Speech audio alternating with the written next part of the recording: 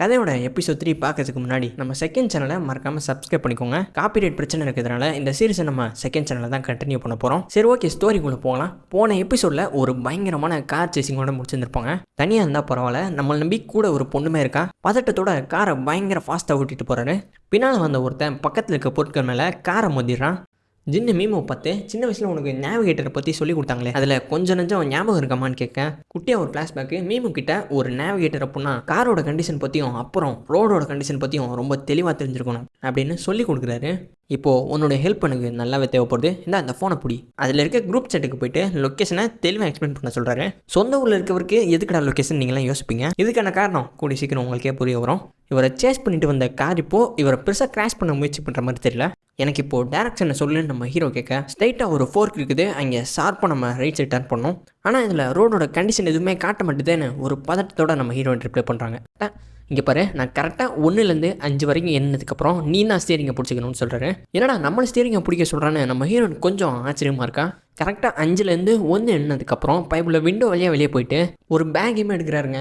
அந்த சமயத்தில் car crash ஆகிடாமல் காரோட ஸ்டீரிங்குமே பார்த்துக்கிறாங்க. அந்த பொருள் எடுத்தோன்னே ஒரு எக்ஸ்ட்ராக்ஷனை போய் அடைகிறாரு. எல்லோரும் பயங்கரமாக கத்திக்கிட்டு செலிப்ரேட் பண்ணுறாங்க. இப்போ தான் நமக்கே தெரிய வருது நடந்திருக்குது ஒரு ரேசிங் ஈவெண்ட்டுங்க.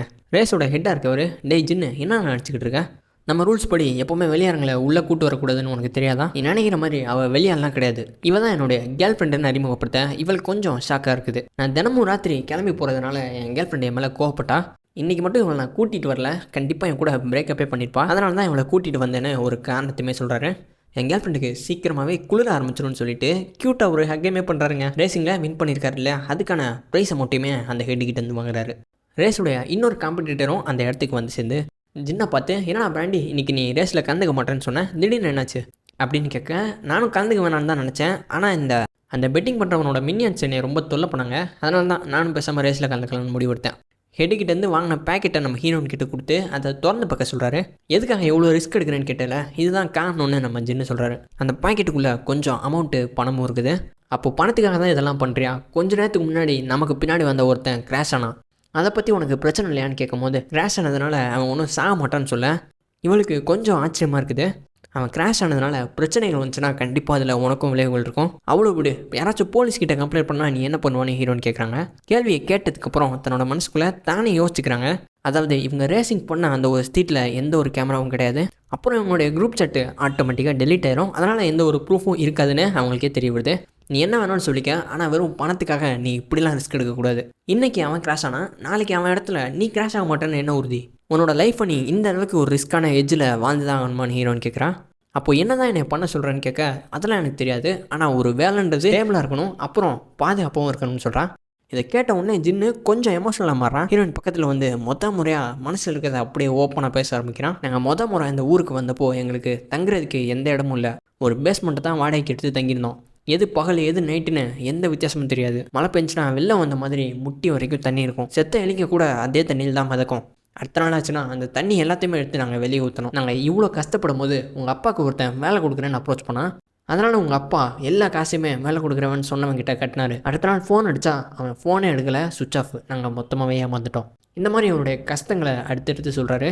ஸோ கையில் இருந்த கொஞ்சம் நஞ்ச காசும் போனதுனால பேஸ்மெண்ட்டோட ரெண்ட்டுமே உங்களால் கட்ட முடியாமல் போகுது.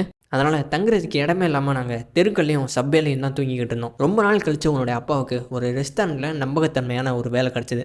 அந்த ரெஸ்டாரண்ட்டில் தான் உன்னுடைய அப்பா வேலை பார்த்து ஒரு பொண்ணையுமே கல்யாணம் பண்ணுறதா சொல்கிறாரு. ஒய்ஃபோடு சேர்ந்து சொந்தமாக ஒரு ரெஸ்டாரண்ட்டை ஓப்பன் பண்ணார். ஆனால் பெருசாக லாபம் வரல. ஒவ்வொரு முறையும் நான் ஸ்கூல் ஃபீஸை கேட்கும் போது எப்படி ஃபீல் பண்ணேன்னு எனக்கு மட்டும் தான் தெரியும். இப்படின்னு அவருடைய கஷ்டங்கள் எல்லாத்தையும் நம்ம ஹீரோயின் கிட்ட ஒன்று விடாமல் ஷேர் பண்ணுறாரு. என்னுடைய கஷ்ட காலத்தில் உன்னுடைய அப்பா தான் எனக்கு உதவி பண்ணார். அவருக்கு உதவி பண்ணுறதுக்கு இந்த பணம் தான் தேவைப்படுது. இந்த ரிஸ்க்கெல்லாம் ஒன்றுமே இல்லை, பணம் சம்பாதிக்க முடிஞ்சுன்னா அது ஒருத்து தான் சொல்கிறாரு. நம்ம ஹீரோ இந்த அளவுக்கு கஷ்டப்பட்டான்னு தெரிஞ்சதுக்கப்புறம் இந்த விஷயம் என்னுடைய அம்மாவுக்கு தெரியுமான்னு நம்ம ஹீரோன்னு கேட்குறாங்க. உன்னுடைய அம்மாவுக்கு தெரிஞ்சதுனாலையோ தெரியாதனாலையோ எந்த விஷயங்களும் மாறி இருக்க போகிறதில்ல. ஏன்னா அவங்க 2 பேருக்கும் ஏற்கனவே டிவோர்ஸ் ஆகிடுச்சு. நீ என்ன தான் சொன்னாலும் ஒரு சரியான வேலைக்கு போகணும், இந்த மாதிரி தப்பான பாதையில் போகக்கூடாதுன்னு நம்ம ஹீரோயின் அட்வைஸ் பண்ண, நீ எதுக்காக இதை பற்றிலாம் கேட்குற, உனக்கு என்ன உரிமை இருக்குது? நம்ம ஃபேமிலின்னு அடையாளம் வந்த உன்னுடைய சென்னைமை கூட நீ மாற்றிக்கிட்ட இல்லையான்னு கேட்குறாரு. அப்படின்னு ஜின்னு மேமோவை பார்த்து கேட்க, அப்போது இதுதான் காரணமாக உனக்கு என் அம்மா மேலே வெறுப்பு, அவங்க அப்பாவுக்கு உதவி பண்ணாமல் கஷ்டத்தில் விட்டுட்டாங்க, அவங்க மேலே இருக்க கோவத்தில் தான் நீ சின்ன வயசில் என்னை பார்க்குறதுக்கு வரவே இல்லையான்னு கேட்குறாங்க. சரி, ஓகே, உன்னுடைய அம்மா ஃபோன் அடித்தாங்க, நீ இப்போ திரும்ப ஊருக்கு போகணும்னு சொல்லிட்டு பைபிளில் தூங்க ஆரம்பிக்கிறாருங்க. நான் என்னுடைய அம்மா கிட்ட திரும்ப போகணுன்னா நீ எனக்கு கண்டிப்பாக ஒரு ப்ராமிஸ் பண்ணணும். நீ இந்த பொய்யான வேலையெல்லாம் விட்டுட்டு ஒரு உண்மையான வேலைக்கு போகணும். அப்படி நீ போகலன்னா நானும் என்னோடய அம்மா கிட்ட ரிட்டன் போக மாட்டேன்னு சொல்கிறாங்க. இவரும் தூங்க ஆரம்பிக்கிறாரு. நம்ம மீமு நம்ம வீட்டுக்கு போகலாம் பிரதர்னு சொல்ல இவருக்கு பயங்கரமான ஒரு ஃபீலிங்கு. என்ன சொன்னால் வீடா, எனக்கு தான் வீடோ ஃபேமிலியோ எதுவுமே கிடையாதுன்னு ரிப்ளை பண்ணுறாரு. ஹீரோயின் பதிலுக்கு இல்லைனா நமக்கும் ஒரு வீடு இருக்குது, நம்ம சின்ன வயசில் வந்த அதே வீட்டுக்கு திரும்ப போயிடலான்னு சொல்கிறாங்க. நம்ம மட்டும் பழைய வீட்டுக்கு போயிட்டோம், நம்ம பிரியறதுக்கு எந்த காரணமும் இருக்காது. பணத்தை பற்றி நான் பார்த்துக்கிறேன், என்னால் உனக்கு ஒரு ஸ்டேபிளான வாழ்க்கையை கொடுக்க முடியும். நீ ட்ராப் பண்ண அந்த படிப்பை மறுபடியும் கண்டினியூ பண்ணால் ஒரு கிராஜுவேட்டாகவும் மாறலாம். என்னால் உன்னை பாதுகாக்க முடியும், தயவு செஞ்சு என்னை நம்புங்கன்னு நம்ம மீமு சொல்கிறான். ஜின்னு மீமுவை பார்த்து இங்கே பாரு, உன்னுடைய அம்மா இங்கே வந்துட்டாங்க, நீ போயிட்டு அவங்கள மீட் பண்ணுன்னு சொல்கிறாரு. அவங்கள பார்க்குறதுக்காக ஹீரோனை காரில் கூட்டிகிட்டு போயிட்டு ட்ராப் பண்ணுறாரு. இறங்குறதுக்கு முன்னாடி நீங்கள் என்னுடைய அம்மாவை பார்க்க விருப்பப்படுறீங்களான்னு கேட்க அதெல்லாம் வேணான்னு கார் எடுத்துகிட்டு கிளம்பி போகிறாரு. மீமு போயிட்டு ஹோட்டலில் உட்காந்து தன்னுடைய அம்மா கூட பேசிக்கிட்டு இருக்காங்க.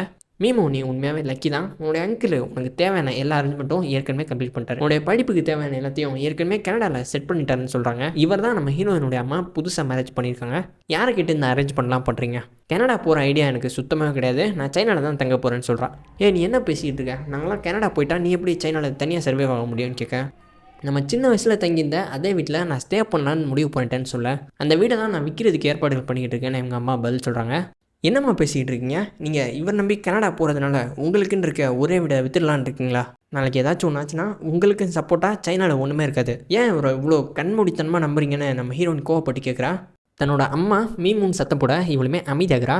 பக்கத்துலேயே அங்கிளை வச்சுக்கிட்டு அவரை பற்றி தப்பாக பேசினா நல்லா இருக்கும், நீங்கள் பேசிக்கிட்டு இருங்க நான் இதோ வந்துடுறேன்னு சொல்லி அவருமே அங்கேருந்து கிளம்பி போகிறாரு. இதுக்கு நடுவில் நம்ம ஹீரோயினுடைய அம்மா ஒரு நிமிஷம் வெயிட் பண்ணு, அது ஜின்னு தானே அப்படின்னு கேட்க இவங்க பார்க்குறாங்கன்னு தெரிஞ்சதுக்கப்புறம் ஜின்னு அங்கேருந்து கிளம்பி போகிறாரு. ஜின்னு தான் என்னை இறக்கி விட்டு போயிட்டானே, அப்புறம் எதுக்கு திரும்ப வந்தான், ஒருவேளை அம்மாவை பார்க்கணுன்ற எண்ணத்தில் வந்துப்பானா அப்படின்னு மேமும் தன்னுடைய மனசுக்குள்ளேயே யோசிச்சுக்கிட்டு இருக்கா.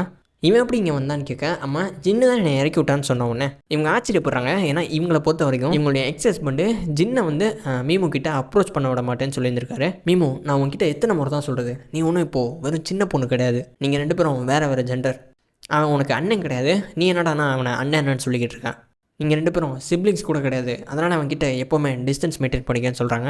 அவன் உன்னை தொல்லை பண்ணக்கூடாது தான் சின்ன வயசுலேயே அவனை கண்டிச்சு வச்சேன்னு உங்கள் அம்மா சொன்னதுக்கப்புறம் ஒரு நிமிஷங்க, இப்போ நீங்கள் சொன்னது உண்மையா, ஜின்னுக்கிட்ட என்னை பற்றி என்ன சொன்னீங்கன்னு கேட்குறாங்க. நான் பெருசாலாம் ஒன்றும் பண்ணல, அவன் உனக்கு கால் பண்ண முயற்சி பண்ணும்போது இங்கே பாரா அவள் மிடில் ஸ்கூல் போயிட்டா, அவளுக்கு ஏற்கனவே நிறைய ஃப்ரெண்ட்ஸ்லாம் கிடச்சிட்டாங்க, அவளை தொல்லை பண்ணுறதை இதோட நிப்பாட்டிக்கும் தான் சொன்னேன்னு சொல்கிறாங்க.